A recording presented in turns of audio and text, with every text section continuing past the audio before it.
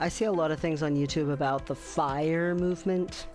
The FIRE movement is basically financially independent, retire early. And it sounds nice. It sounds real nice. But I've seen multiple people also who have done that, and then after a few years, they start to do something else. Having some sort of a thing to invest yourself into is an important thing, and sometimes you can just volunteer and that's good. Sometimes people just start a new business because they can afford to, but there's a couple of things about the FIRE movement that are things that I just want to make really clear my opinion on. The first thing is, if you are like a nurse or a teacher or, you know, doing some sort of job where you're not at the very bottom of earning, but you're also working your butt off to not be there, and you are not at the top of earning, it's okay. You're going to make gradual investments, and you're going to save up over time and eventually get to the point where you can retire, and it's okay. The majority of people will do that, and that is okay. The reality about the financial independence side of things is that you need a big chunk of money for the investing. You either need to have it already, or else you need to somehow accumulate it.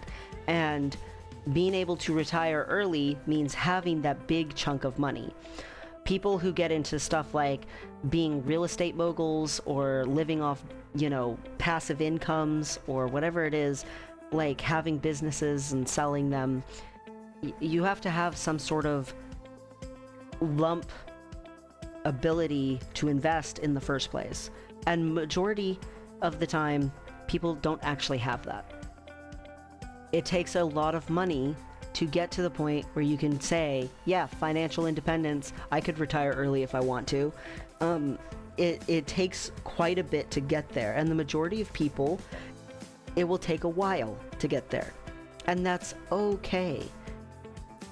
People seem really flashy when they do it super fast. Oh, it only took me 5 years, only took me 6 years, and meanwhile you're doing the math and it's going to take you 3 decades. Like, I get that. I get that that can be frustrating, and I get that there are things you can think of right now that would be so much more comfortable if you could make that happen in 6 years instead of 30. But society as a whole would not function if everyone's a landlord and no one's a renter. Society as a whole would not function if everyone's a CEO and owns a business and no one shops at or buys from businesses. Society as a whole wouldn't function if everyone has a master's degree but there's no teachers to give you an education. In reality, for society to function, there's a lot more respect and honor that could be given to the people who are not living off of passive income, because they're actually contributing to society as a whole. And it does mean it takes longer for them to get their rest, but they actually earned it and they actually deserve it. And the people who get wealth quickly, according to statistics and research, very often lose their money quickly as well, and make a lot of bad investments. They can lose a ton of money. Look at Elon Musk buying Twitter. How much money did he pay for it versus how much money has it lost in just the first year? Like, you look at people who have gotten wealth kind of quote-unquote easily, and they're not always the most wealth savvy. Meanwhile, people who are very, very consistent and slow and steady often are very wealth savvy. They're very wise about their investing because they invest it over a gradual amount of time, and they make compounding interest work for them, and they do well. People who win the lottery, 80% of people who win the lottery lose it all within the next 5 years. Just outright, they just lose it.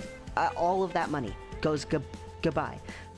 It's even higher for people who win game shows or, you know, TV reality shows, competition shows, stuff like that. The money that they got from that, they just lose it. like so fast, because they spend it so fast, because they don't understand how to invest in things that aren't risky. They don't know how to utilize good long-term consistent habits.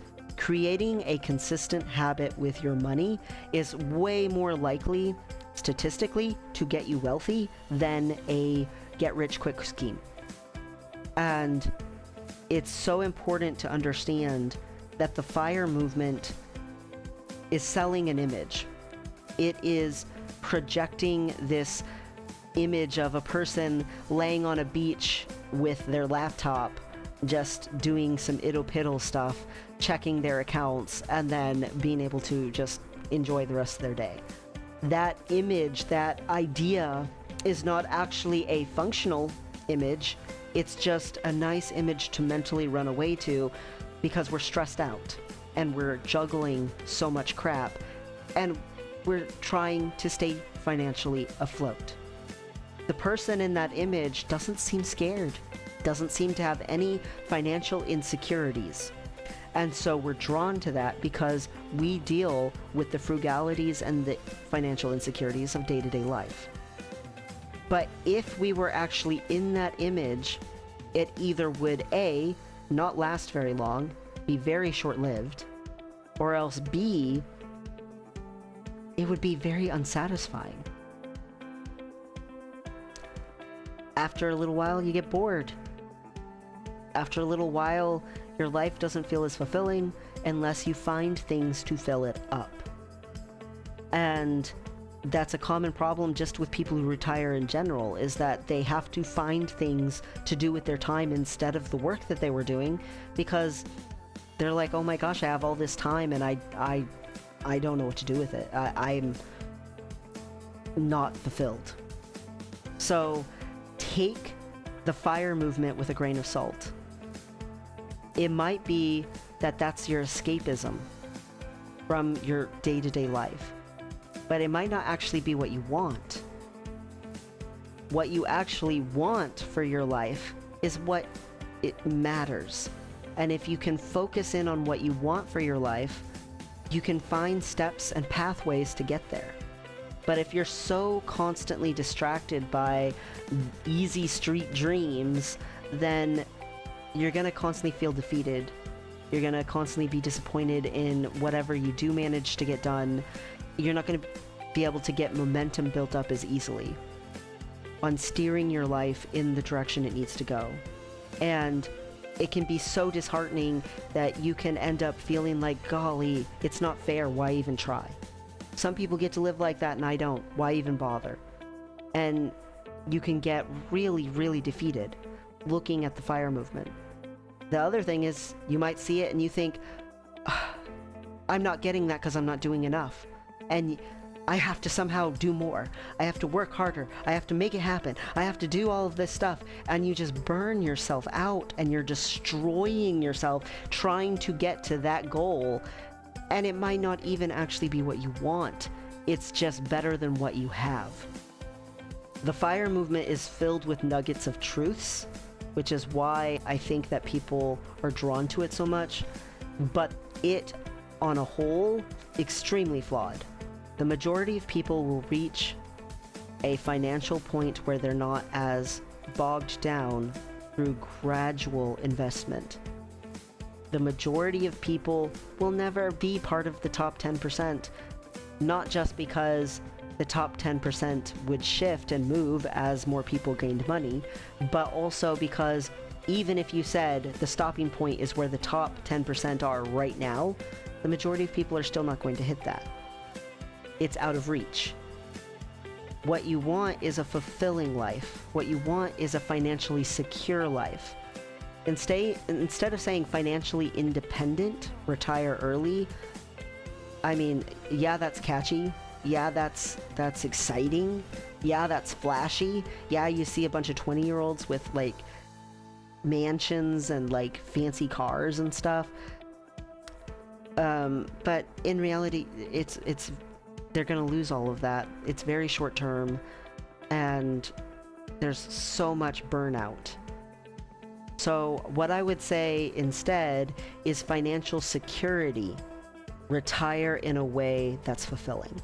And that doesn't spell fire, and that's not flashy, but it is the truth.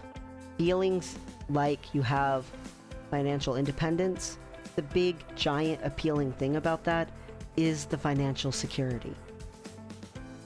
Retiring early, the big appealing thing about that is being able to have the freedom to choose the life you want to live. Because there's no financial risk to doing so. You can create those circumstances without financial independence. You can create financial security and feeling comfortable about your money without financial independence and passive income. And you can do it without burning yourself out or destroying yourself. You can get to a point where you can readily have a fulfilling lifestyle without having to retire early so that your time is completely open, and that's when you can finally start doing things you want to do. You can start doing things you want to do before that. It takes being level-headed about it, and it takes some budgeting, for sure, but you can be in a place that's functional, financially. Financial functionality and security is so much better than a flashy, burn yourself up as fast as possible and go out in a blaze of glory, and now everything is just sort of, what do you do? It's about that sense of security about your finances. It's about that sense of, I could choose to actually do what I want to do with my life. You can get to that point. You don't have to jump into the FIRE movement.